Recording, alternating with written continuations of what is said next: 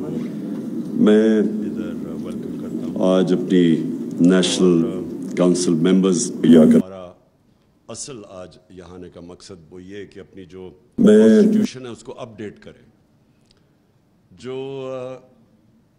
کامیابی کا کسی بھی آرگنائزیشن انسان اور کسی بھی ملک کی کامیابی کا جو راز ہے وہ یہ کہ وہ کانسٹنٹلی اڈیپٹ کریں, اپنی غلطیوں سے سیکھیں اور پھر چینج کریں اپنے آپ کو. جو کانسٹیٹیوشن ہے وہ بھی ایک ایسی ہے کہ وہ ہم نے بڑی آئیڈیلزم میں آج سے 26 سال پہلے کانسٹیٹیوشن بنائی تھی. پھر اپنے تجربے سے ہم ریئلائز کرتے گئے کہ کئی چیزیں پریکٹیکل نہیں ہیں اس کے اندر, اور کئی ہم بہت ہی آئیڈیلسٹک تھے, اور پھر ملک کی بھی چیزیں دیکھتے دیکھتے ہم نے چینج بھی کیا اور اڈیپٹ بھی کیا. لیکن ایک نتیجے پہ ہم آ گئے, اور میں خاص طور پہ کیونکہ میں نے تو ساری پارٹی کی ایولیوشن دیکھی ہے. مجھے تو وہ دن یاد ہیں جب ہماری سینٹرل ایگزیکٹو کی میٹنگ جب ہوتی تھی تو مشکل سے ہمارے 25 لوگ میٹنگ میں ہوتے تھے سینٹرل ایگزیکٹو کی, اور وہ پھر ہم جب تصویر لینا چاہتے تھے نا, وہ میڈیا کے لیے تصویر دینا چاہتے تھے, تو ہمیں پھر وہ ملازم کو بھی وہاں بٹھانا پڑتا تھا تاکہ وہ لگے کہ پارٹی میں زیادہ لوگ ہیں. اور مجھے اپنی عورتوں کی تنظیم بھی بڑی اچھی طرح یاد ہے. جب ہم عورتوں کی میٹنگ کرتے تھے تو وہ بھی پھر اپنے گھر کی ملازمہ بھی لے کے آیا کرتی تھی تاکہ وہ ذرا نمبر لگے کہ ہماری کوئی عورتوں کی بھی تنظیم ہے. تو وہ ایک ایسی پارٹی کی ایولیوشن اس کی ہوئی جو کسی اور پاکستان کی تاریخ میں پولیٹیکل پارٹی کی ایسی ایولیوشن نہیں ہوئی. ایک ہی پارٹی تھی پیپلز پارٹی جو کہ ہمارے سامنے 4 سال میں ایک دم اقتدار میں آ گئی, لیکن وہ اس پروسیس سے نہیں گزری جس پروسیس سے ہم گزرے. اور وہ جو 2 مین پارٹیز تھی, 2 پارٹی سسٹم, وہ ہمارے سامنے دونوں پارٹیز سکڑتی گئی ہیں. جو کہ فیڈرل پارٹیز تھی وہ چھوٹی ہوتی ہوتی اب رہ گئی ہیں, پروونسز بھی, اس کے بھی ایک سینٹرل پنجاب میں رہ گئی ہے, انٹیریئر سندھ کی پارٹی رہ گئی ہے. تو ہمیں ان سے بھی سیکھنا چاہیے کہ کیا وجہ ہے. ایک انسان اپنی غلطیوں سے سیکھتا ہے, ایک دوسروں کی غلطیوں سے سیکھتا ہے. تو ہم نے جو سب سے چیز ریئلائز کی کہ پارٹی کبھی گرو کر ہی نہیں سکتی اگر وہ ادارہ نہیں بنتی اور اس میں میرٹ نہیں ہوتا. اور میرٹ تب آتا ہے جب پارٹی کے اندر الیکشنز ہوتے ہیں. اور ہمارا انفارچونیٹلی ہم نے بڑے ایمبیشس الیکشنز کروائے تھے. ایک بہت بڑا الیکشن کروایا 11 مہینے کا, اور اس کے اندر بڑی ہمیں مشکلات کے سامنا کرنا پڑا کیونکہ پاکستان میں کوئی پریسیڈنس ہی نہیں ہے الیکشنز کا پارٹی کے اندر. تو ہم نے اپنی طرف سے ایک پورا سسٹم ڈیولپ کرنے کی کوشش کی جو پوری طرح کامیاب نہیں ہوا. پھر ہم نے دوسری دفعہ ٹیکنالوجی کا استعمال کیا, وہ بھی انفارچونیٹلی وہ سسٹم ایسا تھا کہ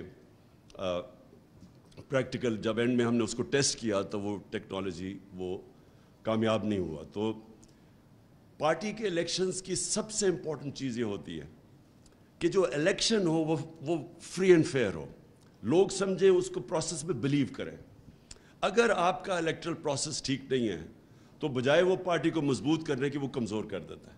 آپس میں لڑائیاں ہو جاتی ہیں جب ایک بلیو ہی نہیں کرتے لوگ کہ یہ پروسیس ٹھیک ہوا, تو پھر اندر آپس میں پارٹی کے اندر ڈویژنز پیدا ہو جاتی ہیں, تو وہ بجائے پارٹی کو مضبوط کرنے کے کمزور کر دیتی ہے.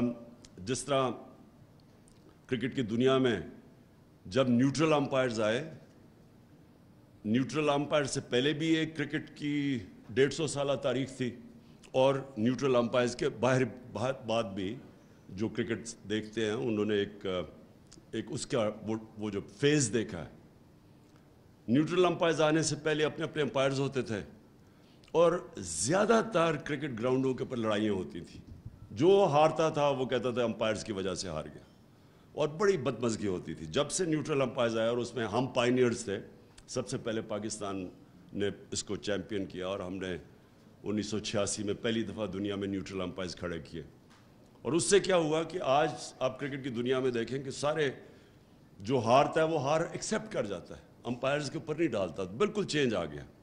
تو اسی طرح ہمارا بھی پرابلم یہ ہے کہ ہمارا پاکستان کے الیکشنز جو ہوتے ہیں, کوئی بھی الیکشنز کے اندر سوائے 1970 کے جو بہت اچھا الیکشن ہوا تھا, اس کے علاوہ کوئی بھی الیکشن ایسا نہیں کہ جو ہارتا ہے وہ مانے کہ جی میں صاف اور شفاف الیکشنز کی وجہ سے ہارا ہوں. اسی لیے ہم نے یہ EVMs کا پوری کوشش کی 2 سال 2.5 سال سے ہر کیبنٹ میٹنگ میں پوچھتا تھا EVMs کا پروگریس. اور ہمیں بدقسمتی سے یہ جو الیکشن کمشنر ہے اس نے پوری کوشش کی اس کو سیبوٹاج کرنے کی. اس نے حالانکہ الیکشن کمیشن کا تو کام ہے جو گورنمنٹ ایک الیکٹرل پروسیس دیتی ہے اس کو امپلیمنٹ کرے. اس نے پورا زور لگایا EVM مشینز نہ آنے پہ, اور اس کی وجہ تھی کیونکہ وہ 2 پارٹیز نے بھی اپوز کیا اس کو, اور اس کی بھی وجہ ہے کیونکہ ان کا سسٹم بنا ہوا ہے الیکشنز کی ریگنگ کا. ابھی جو یہ 20 بائی الیکشنز ہوئے, آخری 2 ہفتے ہماری پارٹی کی سب سے بڑا جو ہمارے آپس میں ہم بیٹھتے تھے اور جو سب سے بڑا کنسرن تھا اور ساری کوششیں کیا ہو رہی تھی کہ ان کو الیکشن میں دھاندلی کرنے سے کیسے روکنا ہے.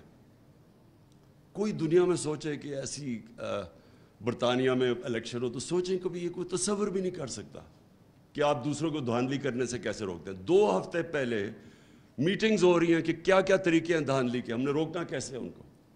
اور پٹن کی رپورٹ تھی, یہ جو NGO ہے الیکشنز کے اوپر, فری اینڈ فیئر الیکشنز پہ, اس کی رپورٹ ہے NGO کی کہ 163 طریقے ہیں دھاندلی کے, اور ایک دفعہ EVM مشینز آ جائے تو 130 ختم ہو جاتے ہیں, یعنی 130 طریقے دھاندلی کے ایلیمنیٹ ہو جاتے ہیں. تو اسی لیے یہ جو سسٹم پورا جو پرانا سٹیٹس کو, کرپٹ سسٹم کو بچانا چاہتے ہیں, انہوں نے اسی لیے پورا سیبوٹاج کیا کہ پاکستان میں EVM مشینز نہ آئیں, جبکہ ہندوستان میں بھی ہیں, ایران میں بھی, دونوں ہمسائے ملکوں کے اندر EVM مشینز ہیں. پارٹی کے اندر بھی انشاءاللہ جو میرا ویژن ہے پارٹی کا وہ یہ کہ اصل میں میریٹوکریسی تب آئے گی. اور ابھی جو باتیں بھی کی ایکنالجمنٹ کی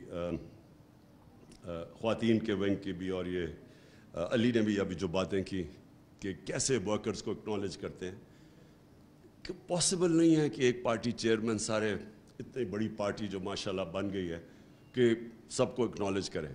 لیکن اس کی اصل جب میریٹوکریسی آپ کے سسٹم میں آ جاتی ہے تو آپ کا سسٹم اس کو اکنالج کرتا ہے, اور وہ کرتا ہے ووٹ کے, آپ کے جو ہر طبقے کے اوپر جب وہ ووٹ دیکھتے ہیں کوئی کام کر رہے ہیں وہ آٹومیٹکلی اوپر آ جاتا ہے. اور ہماری جدھر میں سمجھتا ہوں کہ پارٹی صحیح معنی میں چلی وہ ہماری انصاف اسٹوڈنٹ فیڈریشن پختونخوا کے اندر تھی. انہوں نے ہم اندر الیکشنز کروائے, اور الیکشن سے کانسٹنٹلی نئی لیڈرشپ آتی رہی.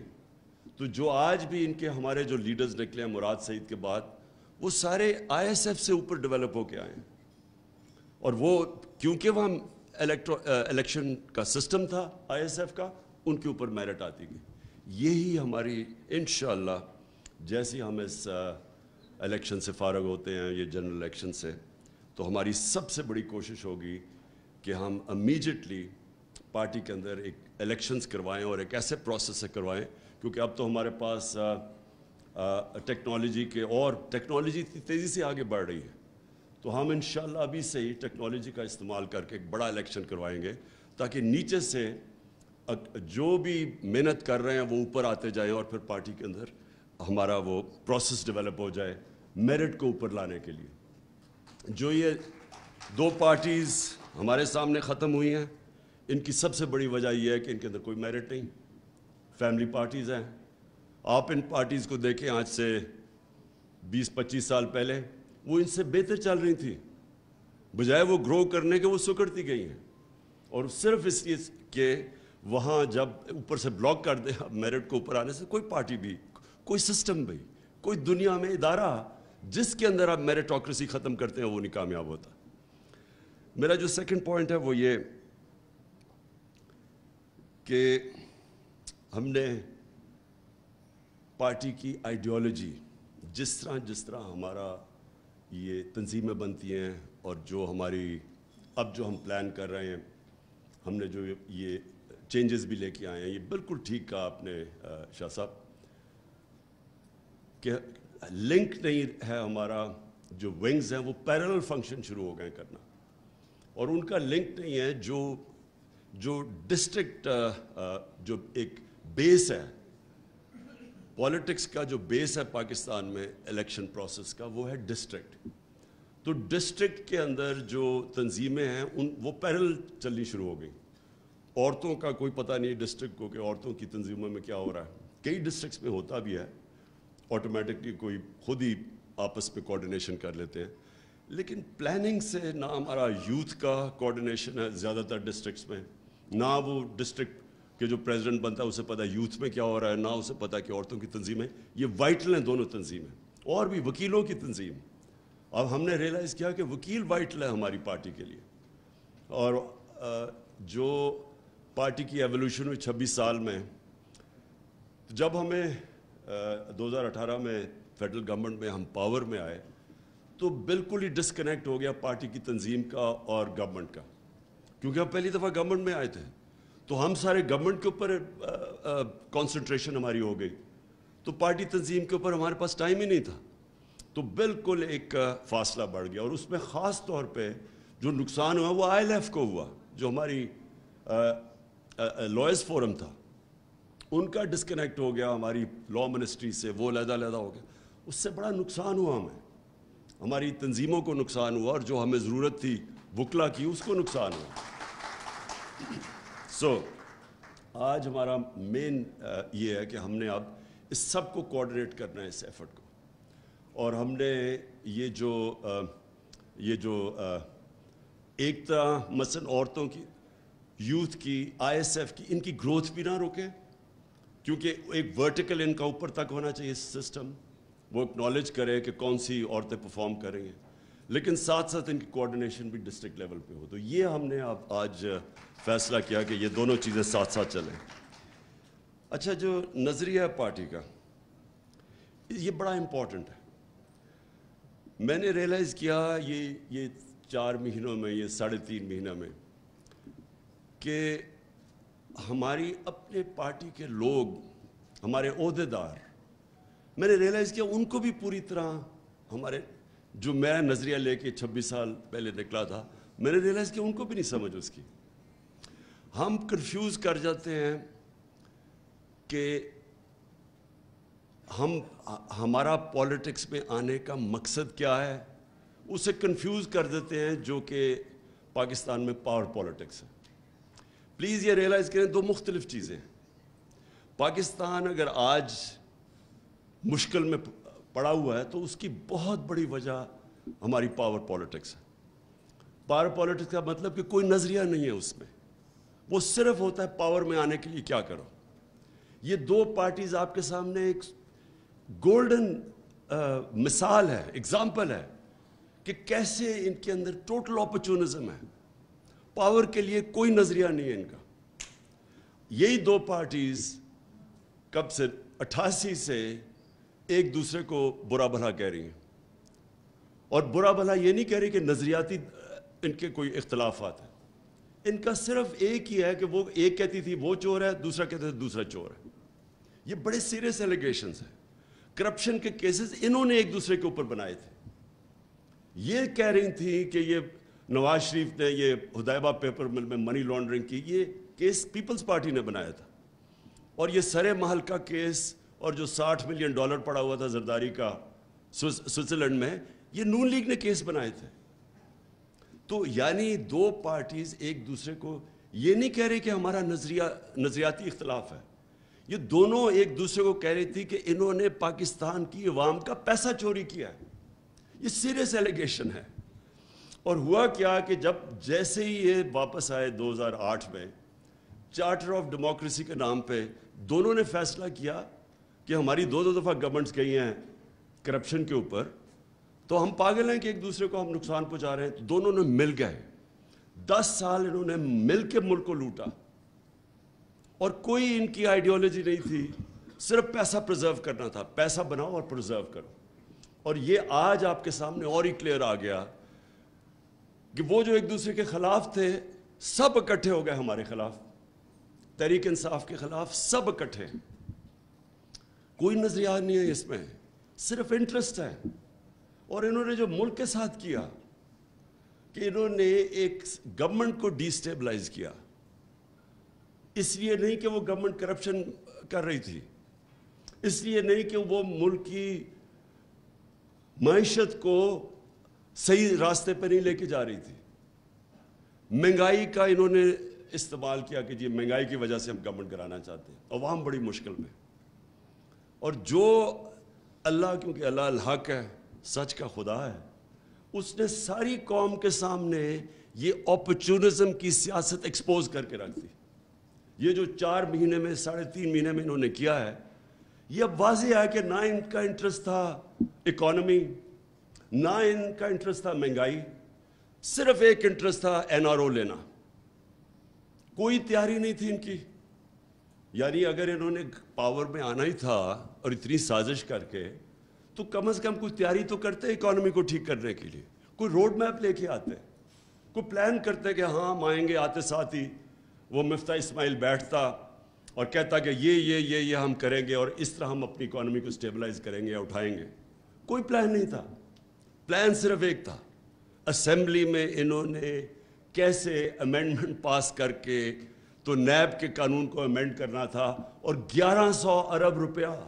یہ امیجن کریں کہ قوم ان 3.5 مہینے میں مہنگائی میں ڈوب گئی ہے، اکانومی بالکل ڈیفالٹ کی طرف جا رہی ہے. ان کی اچیومنٹ ایک ہے کہ 1100 ارب روپیہ ان کی کرپشن کا انہوں نے امینڈمنٹ پاس کر کے اس کو معاف کروانے کی کوشش کی، یعنی دوسرا NRO لینے کی کوشش کی. میں صرف سب کے سامنے ذرا یہ ان کی جو اچیومنٹس ہیں میں وہ بتانا چاہتا ہوں. NRO صرف ایک اچیومنٹ ہے، باقی یہ ذرا دیکھ لیں. جب نو کانفیڈنس موشن انہوں نے ٹیبل کیا تو پاکستان کی ایکسچینج ریٹ تھی 178 روپیہ. آج اوپن مارکیٹ پہ 250 روپے پہ پہنچ گئی. انٹرسٹ ریٹ، یہ بڑا امپورٹنٹ ہے انٹرسٹ ریٹ، کیونکہ بزنس ایکٹیویٹی چلتی، جتنا آپ انٹرسٹ بڑھاتے جائے بزنس ایکٹیویٹی کم ہو جاتی ہے، لوگوں کے پاس پیسہ نہیں ہوتا انویسٹ کرنے میں. 11% تھا مارچ میں، آج ہے 15.5%. جو ہماری ٹیکس کلیکشن تھی، ریکارڈ ٹیکس کلیکشن ہوئی پاکستان کی تاریخ میں. ہماری جو ٹیکس کلیکشن کی گروتھ ریٹ تھی مارچ میں وہ 32% تھی. اب جولائی کے اندر وہ آ گئی ہے 10% پہ گروتھ، یعنی کہ جو پیسہ اب اکٹھا ہو رہا ہے وہ گورنمنٹ کے پاس کم ہوتا جا رہا ہے. ہماری جو ایکسپورٹس ہیں اور ہماری جو ریمیٹنسز ہیں، دونوں کی ٹرینڈ نیچے آنا شروع ہو گئی. یعنی کہ جو ڈالرز، اصل کرائسس کیا ہے، ملک میں ڈالرز کی کمی ہو گئی.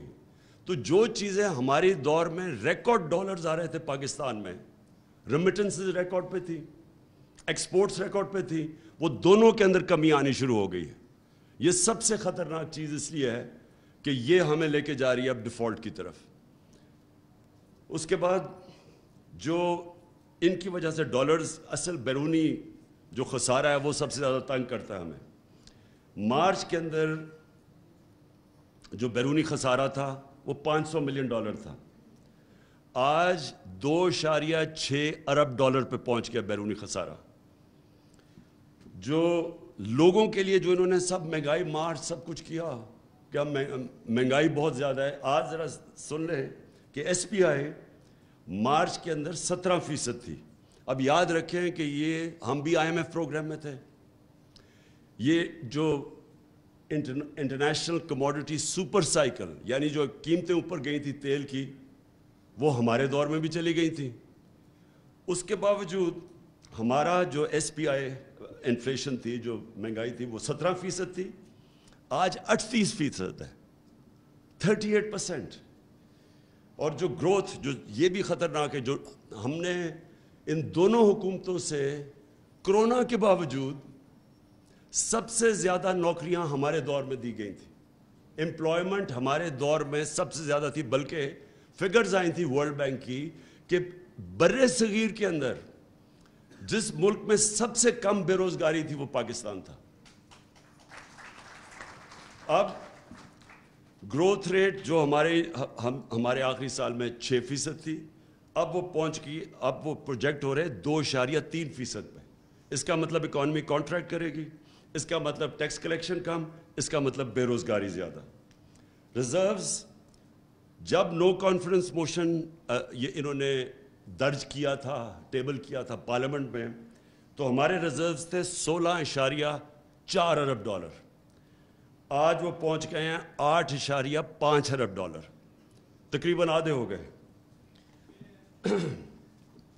تیل یہ ذرا بڑا امپورٹنٹ ہے آپ سب کے لیے کہ اب مجھے یاد ہے 12 روپے ہم نے تیل کی قیمت بڑھائی تھی تو بلاول نے کام پہ ٹانگنے والی مہنگائی مارچ شروع کر دی تھی سندھ سے کہ وہ پتہ نہیں پبلک کتنی نکلے گی 12 روپے پہ. اب یہ سنیں ذرا, ہمارے دور پہ جو تیل تھا انٹرنیشنل مارکیٹ میں وہ $110 کا تھا. انٹرنیشنل مارکیٹ میں ہمارے دور تیل $110 کا تھا. ہم جو پٹرول بیچ رہے تھے وہ $150 لیٹر تھا, پیٹرول $150 لیٹر اور ڈیزل $144 لیٹر. انٹرنیشنلی تیل کی قیمت تھی $110. آج انٹرنیشنلی تیل کی قیمت ہے $95 اور ڈیزل بک رہا پیٹرول بک رہا ہے $227 لیٹر اور ڈیزل ہے $244 لیٹر, جبکہ آپ کے سامنے. اور اس کے علاوہ جو عام لوگ استعمال کرتے ہیں کوکنگ آئل, گھی, اس کی قیمت نیچے آ گئی ہے انٹرنیشنل مارکیٹ میں, لیکن یہاں $200 اوپر چلی گئی ہے گھی یا کوکنگ آئل کی قیمت. جو اور بڑی خطرناک چیز ہے وہ ہے large scale manufacturing, industrial growth, جس کی وجہ سے نوکریاں ملتی ہے, گروتھ ریٹ بڑھتی ہے. تو ہماری مارچ کے اندر یہ بڑا امپورٹنٹ ہے آپ کے لیے, لارج اسکیل مینوفیکچرنگ کی گروتھ 26% تھی. آج وہ مئی کے اندر وہ 10% پہ آ گئی تھی, 26 سے 10% پہ, اور آگے جو حالات نظر آ رہے ہیں وہ اس سے بھی نیچے آئیں گے.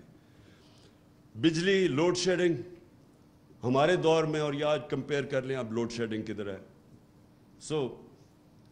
کہنے کا میرا مقصد یہ ہے کہ جب انہوں نے یہ سازش کے تحت ہماری گورنمنٹ گرائی تھی تو پاکستان میں کون سا بڑا کرائسس آیا تھا, کیا ضرورت پڑی تھی ان لوگوں کو جو دیکھ رہے تھے یہ سازش ہو رہی ہے اور انہوں نے فیصلہ کیا کہ جی ہم کچھ نہیں کریں گے. آج وہ بھی ذمہ دار ہیں یہ جو ہو رہا ہے ملک کے ساتھ.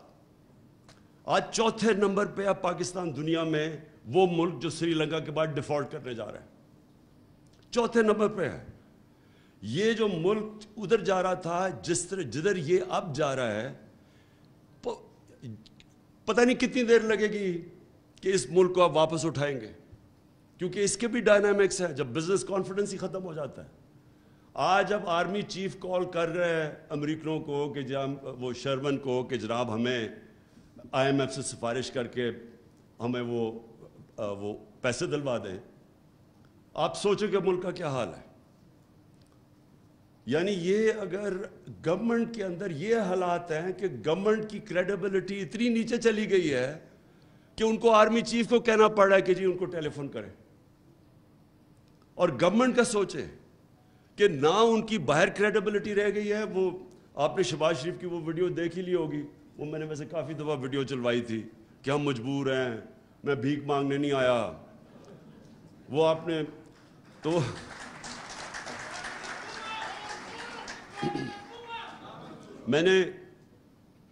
مجھے خوشی یہ ہوئی کہ یہاں کئی ایسے لوگ تھے جو سمجھتے تھے کہ وہ اشتہار دیکھ کے نا, کیونکہ شہباز شریف نے 50 ارب روپیہ تو اشتہاروں پہ ہی خرچ کیا تھا, وہ اشتہار دیکھ کے یہ سمجھتے تھے کہ اس سے بڑا جینیس آیا ہی نہیں ہے کبھی پاکستان میں. وہ یہاں ایسے لوگ تھے. اب وہ میں سوچتا ہوں کہ جو حالات کیے ہیں, اللہ وہ سچ والا خدا, اس نے زیادہ دیر نہیں اس کی اصلیت بتا دی پبلک کو کہ اصل میں اصلیت کیا ہے. اصلیت یہ ہے ان کی کہ نہ انہوں نے آج تک کبھی اس ملک کی اکانومی کو اٹھایا ہے, نہ انہوں نے اس ملک کے اندر کبھی بھی کوئی اصلاحات کی ہیں, نہ انہوں نے کبھی ملک کے فیوچر کا سوچا. یہ ہم پہلی دفعہ ہماری گورنمنٹ تھی جس نے بلین ٹری سونامی شروع کی, درخت ماحولیت کا سوچا. کسی نے سوچا ہی نہیں تھا ماحولیت کا. یہاں ماحولیت کا سوچنا تو دور کی بات ہے. انہوں نے جو پرانے ہم انگریز کے بنائے ہوئے تھے جنگل وہی کٹوا دیے. وہ جو چھانگا مانگا جنگل ہمیں اپنی بچپن میں یاد ہے, وہ چیچا وطنی, یہ ادھر جنگل تھا ہمارا کندیا میں, میاں والی میں, یہ سارے جنگل ختم ہو گئے ان کے دور میں. کوئی کسی نے نہ پلاننگ کی کہ آگے ہمارے آنے والی جنریشنز کے لیے کیا ہے. 50 سال میں کوئی ڈیمز ہی نہیں بنی. یہ پہلی دفعہ ہماری گورنمنٹ نے آگے سوچا فیوچر جنریشنز کا, کیونکہ انہوں نے کبھی بھی آگے نہیں سوچا. یہ جو آج بجلی کا کرائسس آیا ہوا ہے, انہوں نے یہی نہیں سوچا کہ ہم اپنے جو بجلی بنائیں وہ اپنی لوکل ریسورس پانی پہ بنائیں جدھر ہماری ایڈوانٹیج ہے. انہوں نے بجلی وہ کمیشنز کے اوپر باہر سے امپورٹڈ فیول کے اوپر بنا دی. اب پیسہ ہی نہیں ہے امپورٹڈ فیولز یا کوئلہ, LNG, جو تیل ہے, ہمارے پاس پیسہ ہی نہیں ہے, فورن ایکسچینج ہی نہیں ہے کہ وہ امپورٹ کرے. تو بجلی گھر بنے ہوئے ہیں, ان کے پیسہ بھی ہم دے رہے ہیں, کیپیسٹی پیمنٹس. بجلی بنائیں یا نہ بنائیں ہم ان کو پیسے دے رہے ہیں, لیکن ہمارے پاس پیسہ ہی نہیں ان کو چلانے کے لیے. لہٰذا لوڈ شیڈنگ کی سارے ریکارڈ ٹوٹ گئے. یہ وہ لوگ ہیں, یہ دونوں پارٹیز.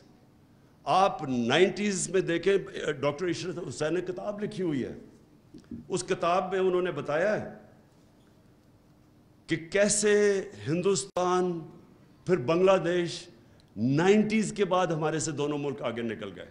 اور وہ کیوں نکلے؟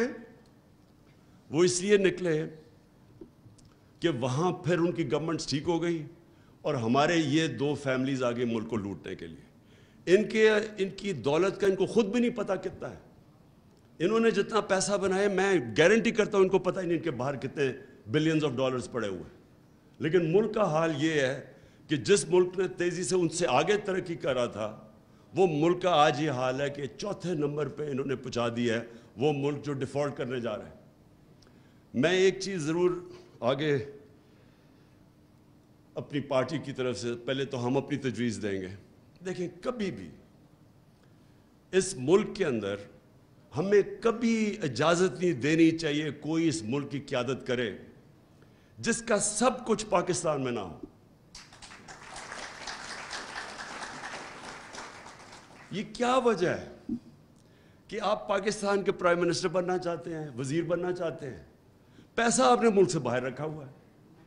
بچے کہتے ہیں ہم پاکستان کے شہری نہیں ہیں, ہم برٹش پاسپورٹ ہولڈر ہیں, اس لیے جواب دہ نہیں ہیں. اربوں روپے کی پراپرٹیز میں یہ رہتے ہیں وہاں. جو یہ حسن, کیونکہ میں تو لندن جانتا ہوں, جو پراپرٹیز میں یہ رہتے ہیں وہ بلینز کے اندر ہے. میں آپ کو گارنٹی کرتا ہوں کہ برطانیہ کا کوئی پرائم منسٹر افورڈ نہیں کر سکتا ان علاقوں میں رہنے میں جدھر یہ اور اس کے بچے رہ رہے ہیں. برطانیہ کا 6 کروڑ آبادی ہے, ہماری 22 کروڑ ہے, اس کی 6 کروڑ, ان کا 50 گنا زیادہ ہمارے سے GDP ہے. ان کی سالانہ آمدنی 50 گنا ہمارے سے زیادہ ہے. ان کا کوئی پرائم منسٹر نہیں رہ سکتا مے فیئر اور ہائیڈ پارک میں جس طرح یہ نواز شریف اور اس کے بچے رہ رہے ہیں. اور ایک نہیں بتا سکتے کہ پیسہ کیسے گیا پاکستان سے باہر. تو کیا وجہ ہے کہ ہمارا ملک, کہ ہمارے ملک کی لیڈرشپ, ایلیٹ ملک سے باہر سارا پیسہ باہر رکھتے ہیں, باہر پراپرٹیز ہیں, باہر آف شور اکاؤنٹس ہیں, اور ملک کی قیادت بھی کرنا چاہتے ہیں. اگر آپ کے پاس آج باہر, آپ ملک کے باہر پیسہ رکھا ہوا ہے تو 3 وجوہات ہیں. ایک کہ چوری کا پیسہ, کرپشن کا پیسہ ہے, آپ کو چھپانا پڑتا ہے, کیونکہ اگر آپ ملک میں رکھیں گے تو وہ نظر آ جائے گا, اس لیے آپ کو ملک سے باہر بھیجنا پڑتا ہے. زیادہ تر ڈیولپنگ ورلڈ کے اندر ایلیٹس اس طرح پیسہ باہر بھیجتی ہیں, کیونکہ وہ اربوں میں جب پیسہ بناتی ہیں تو وہ تو بستر کے نیچے نہیں چھپ سکتا. وہ کبھی کبھی کوئی, وہ جس طرح کوئی سندھی پولیٹیشین تھا, اس کے گھر کے اندر ہی سونا پتہ نہیں کتنا ملا, عموماً وہ باہر بھیج دیتے پیسہ. یا پھر آپ ٹیکس بچانا چاہتے ہیں اس لیے آپ پیسہ باہر بھیج دیتے ہیں, یہ بھی بڑے بزنسز بھیجتی ہیں. لیکن تیسرا ایک کیٹیگری ہے جو ایک سمجھتی ہے کہ پاکستان چلے گا ہی نہیں آگے, یعنی پاکستان کسی ٹائم پہ بینکرپٹ ہو سکتا ہے. جو لوگ قیادت میں آ کے بلیو ہی نہیں کرتے پاکستان میں, کیونکہ اس لیے وہ انشورنس پالیسی میں پیسہ باہر بھیج دیتے, تو ان کو کیا حق ہے اس ملک کی قیادت کرنے کا؟ اس ملک کی قیادت اس کو کرنی چاہیے ان لوگوں کو جن کا سب کچھ پاکستان میں ہو, اسٹیک پاکستان میں ہو, جینا مرنا پاکستان میں ہو. اور یہ آپ سے نہیں ہے, یہ ہماری بڑی بدقسمتی ہے کہ ہم نے اپنی آنکھوں کے سامنے دیکھا کہ یہاں کی لیڈرشپ کھلے عام لنڈن کے اندر پراپرٹیز لینی شروع کر دی. اور یہ نہیں, وزیروں کی بھی پراپرٹیز ہیں باہر, پھر بزنسز بھی پراپرٹیز باہر لے جاتے ہیں, ہمارے بڑے بڑے ایکسپورٹرز وہ بھی پھر باہر پراپرٹیز لے جاتے ہیں. اور یہ آج سب سے بڑا کرائسس ہے, ڈالر کا کرائسس آیا ہوا ہے. تو دوسروں کو کہہ رہے ہیں کہ پاکستان میں پیسہ لے کے آؤ. سب سے بڑا ایسٹ پاکستان کا اوورسیز پاکستانی ہے.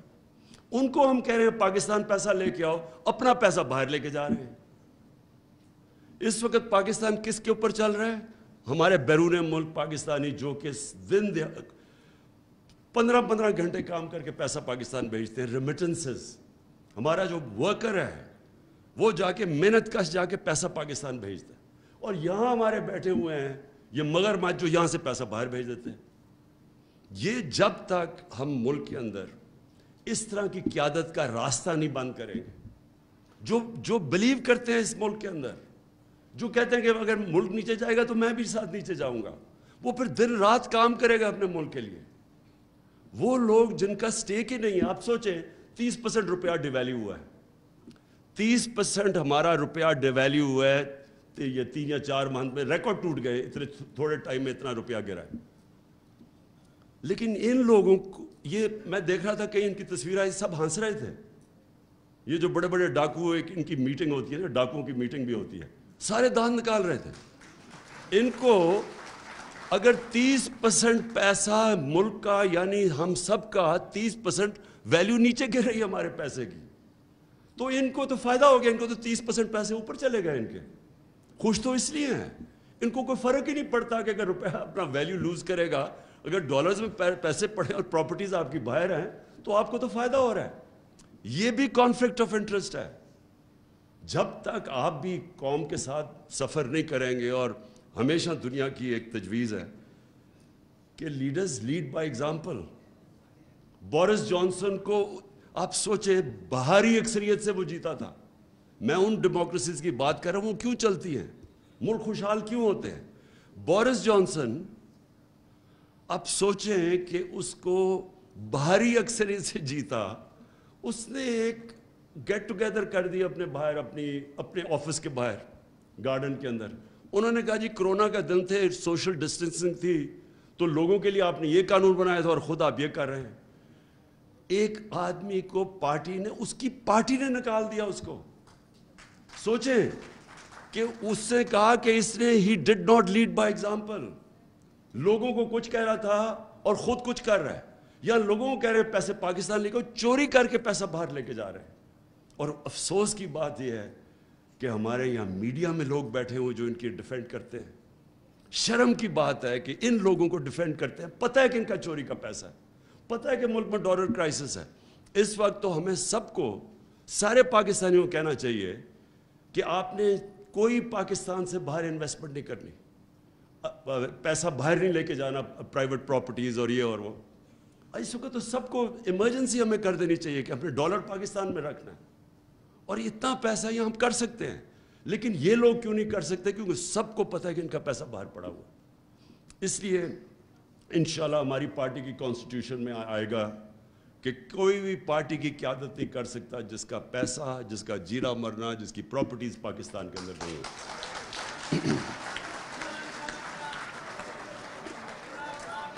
میں آخر میں جی, میں پھر سے آپ کی جو آئیڈیالوجی جو پارٹی کی ہے اس کے اوپر میں آنا چاہتا ہوں.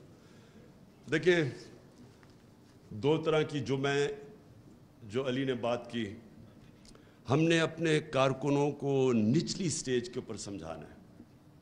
2 قسم کی پالیٹکس ہے جو میں پھر سے آتا ہوں. ایک ہے پاور پالیٹکس. پاور پالیٹکس ہے پاور میں آ کے ذات کے لیے سب کچھ کرنا, اپنا ڈپٹی کمشنر, اپنا تھانے دار رکھوانا, یہ جو پرانی سوچ ہے یہ.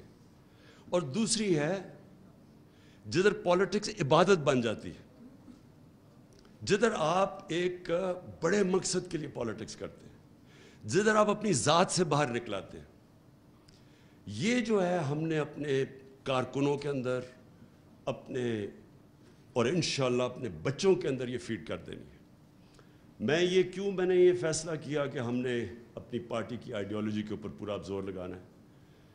میں آپ یقین کریں کہ میں یہ دیکھ رہا تھا جس دن ہمیں انہوں نے میں یہ جب اپنے ادھر پرائم منسٹر ہاؤس سے اپنی ڈائری پکڑ کے جب میں گھر گیا تو میں نے اگلے دن میں اور بشرا بیگم اگلے دن آرام سے بیٹھے سوچ رہے تھے کہ چلیں بڑی دیر کے بعد ریسٹ ملا ہے اب تو آرام سے ہم ریلیکس کریں گے, اور ہم شام کو رات کو بڑی دیر کے بعد فلمیں دیکھ رہے تھے, کوئی ٹی وی بھی دیکھ رہے تھے, تو ایک دم میں نے فون بھی نہیں میں دیکھ رہا تھا, اس لیے کہ جب میری تو زندگی گزری ہے نا اونچ نیچ میں, ہارتے ہیں تو آپ کیا ہوتا ہے, جیتتے ہیں آپ کیا ہوتا ہے, ہارتے ہیں آپ کے رشتہ دار بھی آپ سے منہ پھیر لیتے ہیں, جیتتے ہیں تو آپ کی ساری دنیا آپ کے پاس آ جاتی ہے. اور تو میں نے تو ساری زندگی یہ دیکھا ہے. تو میں نے سوچا کہ چلے آفس سے آ گئے ہیں تو آج بڑا کیا فائدہ فون دیکھنے کا, کیونکہ وہ سارے ہی خوش ہو رہے ہوں گے لوگ اندر سے جو ہمارے دشمن ہیں. تو ایسی میں نے فون دیکھا کوئی 11 بجے, تو میں اس فون کے اوپر دیکھ رہا ہوں کہ پبلک سڑکوں کے اوپر نکلی ہوئی ہے. اس کے بعد تھوڑی دیر کے بعد ٹی وی لگایا, ہم نے ٹی وی کے اندر دیکھا کہ پبلک, تو جو پبلک نکلی اس دن, میں آپ یقین کریں کہ ساری میری جو سٹرگل ہے, سب سے زیادہ خوشی مجھے اس دن اس لیے ہوئی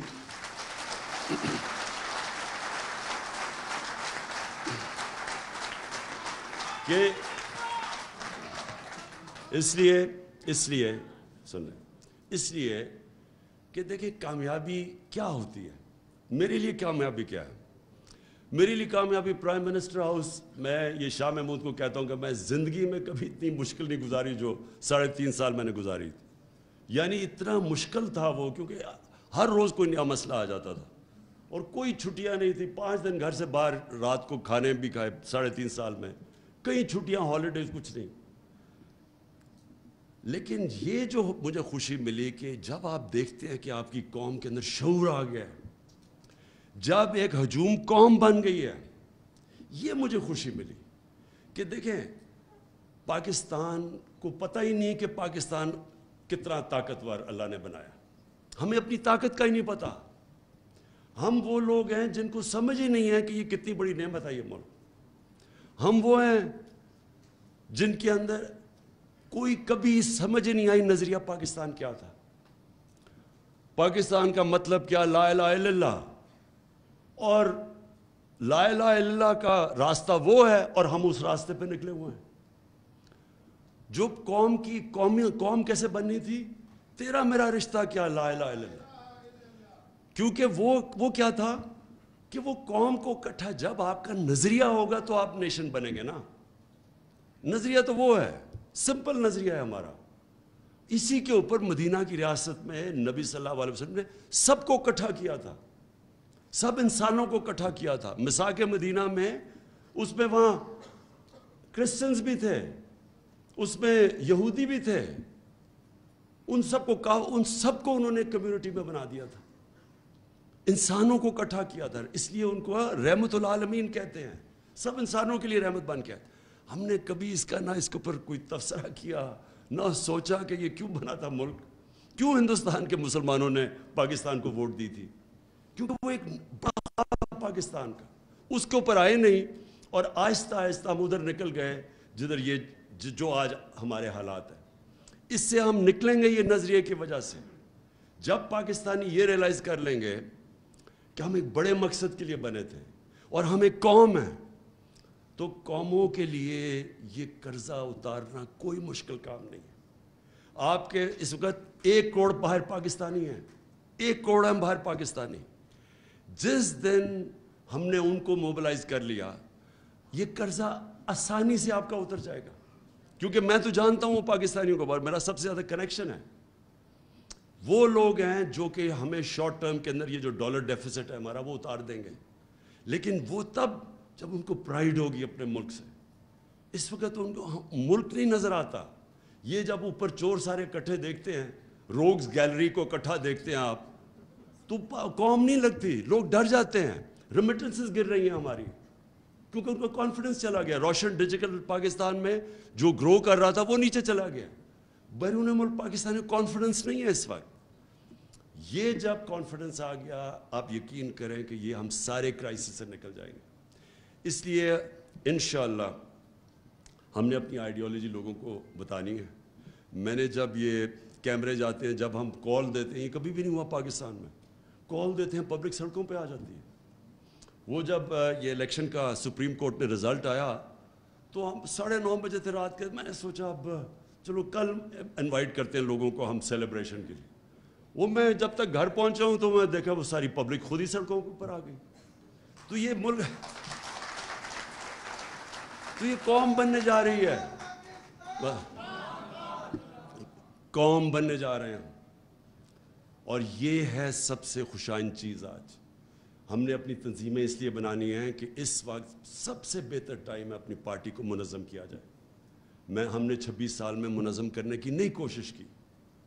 ہماری جو کانسنٹریشن تھی وہ ہم تحریک تو چلا دیتے تھے لیکن پارٹی نہیں بنتی تھی، کیونکہ ہم نے کبھی بھی ایک کنسرٹڈ ایفرٹ پارٹی بنانے کی نہیں کی. اور جب پارٹی بنتی ہے اس کی نظریہ ہمیشہ سامنے ہوتا ہے. پارٹیز نظریے پہ بنتی ہیں. تو نظریہ تو اب ایسا ہے، میں نے جب وہ دیکھا وہ کیمرہ لے کے جاتا ہے کراؤڈ کے اندر، یہ جو پبلک نکلتی ہے خود ہی سڑکوں پہ، تو میں دیکھتا ہوں کہ چھوٹے چھوٹے بچوں کو بھی ہمارا نظریہ کا پتہ چل گیا. ہمارے چھوٹے بچوں کے سامنے جب وہ مائک لے کے جاتے ہیں تو میں حیران ہوتا ہوں کہ وہ بھی سمجھ گئے ہیں کہ لا الہ الا اللہ پاکستان کا مطلب. لیکن بدقسمتی سے میری پارٹی کو ابھی تک پوری طرح میرا نظریہ نہیں پتہ چلا. تو اس لیے میں نے یہ فیصلہ کیا کہ پارٹی کو منظم کریں ہم، اور انشاءاللہ پھر ان کی نظریاتی طور پہ اس کو مضبوط کریں، اور انشاءاللہ اس اگلی الیکشن کے اندر 2/3 اکثریت لیں انشاءاللہ.